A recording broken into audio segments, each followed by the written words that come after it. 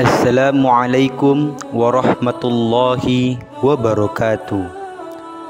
Pada kesempatan kali ini kita akan membahas kisah si kaya dan si miskin pemilik dua kebun.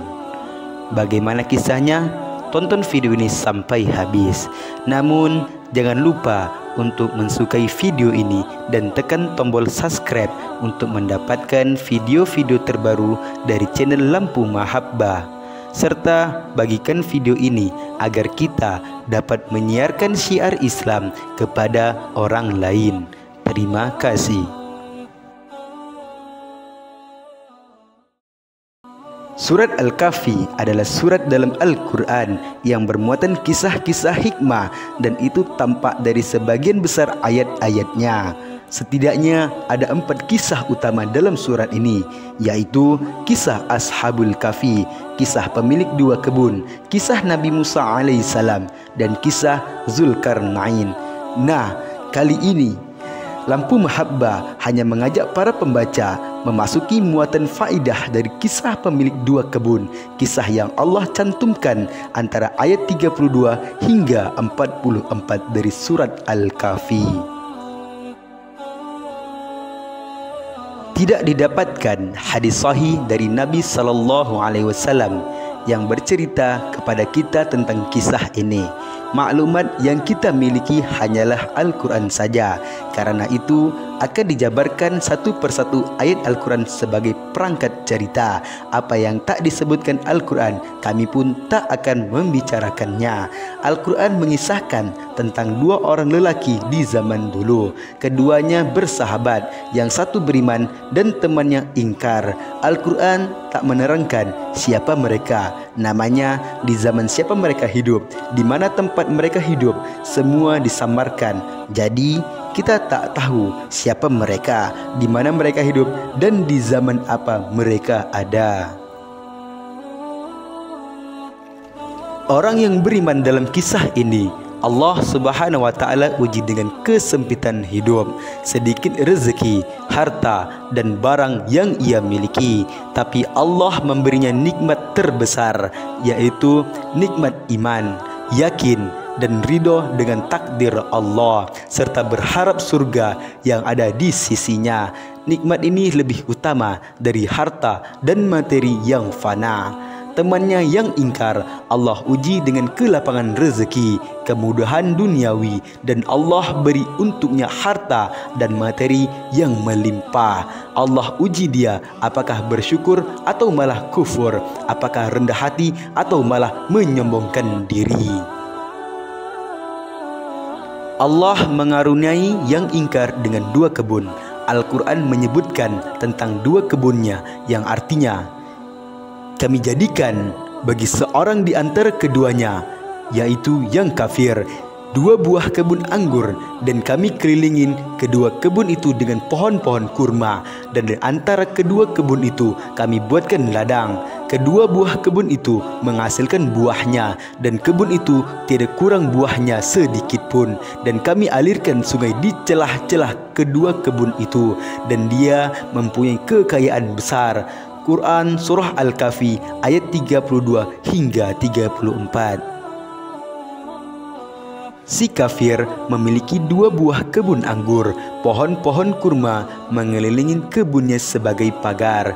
Di antara 2 kebun itu ada ladang. Allah alirkan air ke kebun itu. Saat panen, ia merasakan limpahan anggur, kurma, dan hasil ladang. Ia kaya menikmati hasil panennya. Dengan penataan kebun yang hebat ini, ia pun berbangga. Ia memiliki ilmu dalam mengatur dan memaksimalkan lahan. Ia mampu menggabungkan tanaman yang berbeda dengan susunan rapi, serta irigasi yang baik. Ditambah lagi dengan perawatannya, ia bisa panen dengan maksimal. Ia pun masuk ke dalam kebun dengan mencongkak, padahal ia menzalimi dirinya sendiri. Ia ingkar dengan anugerah Rabb-Nya dan sombong pada orang lain. Allah berfirman, Maka ia berkata kepada kawannya, yaitu yang mukmin, ketika bercakap-cakap dengan dia, hartaku lebih banyak daripada hartamu dan pengikut-pengikutku lebih kuat. Quran Surah Al-Kahfi ayat 34. Tak hanya itu, kenikmatan harta dan pengikut telah membuatnya lupa. Ia sangka memiliki itu kekal. Padahal bagaimana bisa sesuatu yang fana menjadi abadi? Allah berfirman, dan tidak memasuki kebunnya sedang dia zalim terhadap dirinya sendiri. Ia berkata, aku kira kebun ini tidak akan binasa selama-lamanya. Quran Surah Al-Kahfi ayat 35. Harta dan materi yang ia miliki benar-benar membuatnya tenggelam. Lalu Allah berfirman, dan aku tidak mengira hari kiamat itu akan datang, dan jika sekiranya aku kembalikan kepada Tuhanku, pasti aku akan mendapat tempat kembali yang lebih baik daripada kebun-kebun itu. Quran Surah Al-Kahfi ayat 36.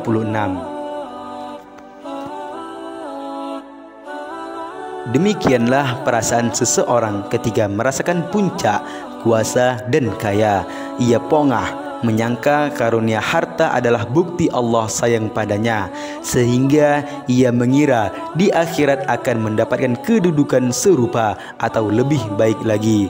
Temannya yang beriman mengajaknya ingat kepada Allah, berusaha menyelamatkan sang teman yang merasa sudah di awang-awang, terbang lupa daratan. Lalu Allah berfirman, kawannya yang mukmin berkata kepadanya sedang dia bercakap-cakap dengannya, apakah kamu kafir kepada Tuhan yang menciptakan kamu dari tanah, kemudian dari setetes air mani, lalu dia menjadikan kamu seorang laki-laki yang sempurna? Quran Surah Al-Kahfi ayat 37. Temannya berusaha mengingatkan agar beriman kepada Allah, bersandar dan berserah diri padanya, bukan berserah diri mengandalkan harta dan pengikut yang ia miliki. Terkadang seorang yang memiliki kelebihan harta dan popularitas mengatakan mudah bisa diurus. Karena apa? Karena ia menganggap dengan materi semuanya bisa diselesaikan dan diatur karena bisa menundukkan orang lain. Temannya melanjutkan, Allah berfirman, dan mengapa kamu tidak mengatakan waktu kamu memasuki kebunmu, Masya Allah, la quwata illa billah, sungguh atas kehendak Allah semua ini terwujud, tidak kekuatan kecuali dengan pertolongan Allah. Sekiranya kamu anggap aku lebih sedikit darimu dalam hal harta dan keturunan. Quran Surah Al-Kahfi ayat 39. Manusia itu asalnya sama. Pengaturan banyak sedikitnya harta bukan hasil dan upaya manusia. Di dunia, manusia hanya memainkan peran sebagai orang kaya atau orang miskin. Ketika berperan sebagai orang kaya, gunakan untuk kebaikan, bukan malah sombong, karena ini cuma peranan. Ketika miskin, jangan sampai kehilangan iman dan bersabar, nanti ada upah setelah memainkan peran dengan baik. Allah berfirman, maka mudah-mudahan Tuhanku akan memberi kepadaku, yaitu kebun yang lebih baik daripada kebunmu ini, dan mudah-mudahan dia mengirimkan ketentuan, yaitu petir dari langit kepada kebunmu, hingga kebunmu itu menjadi tanah yang licin atau airnya menjadi surut ke dalam tanah, maka sekali-sekali kamu tidak dapat menemukannya lagi.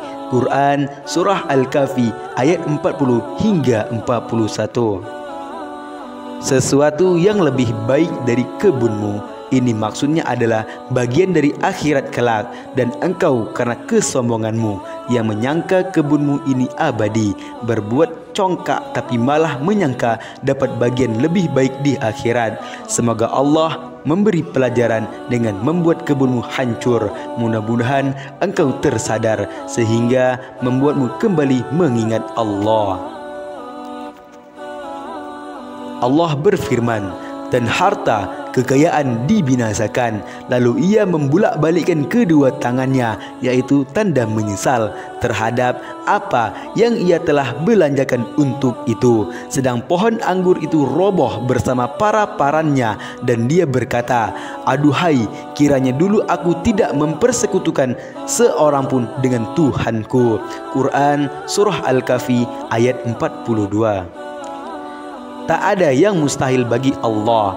Tak ada seorang pun yang mampu mencegah Allah melakukan kehendaknya. Anak, istri, atau siapapun takkan mampu menolong seseorang dari hukuman Allah. Lalu Allah berfirman, "Dan tidak ada bagi dia segolongan pun yang akan menolongnya selain Allah, dan sekali-sekali ia tidak dapat membela dirinya." Quran Surah Al-Kahfi ayat 43.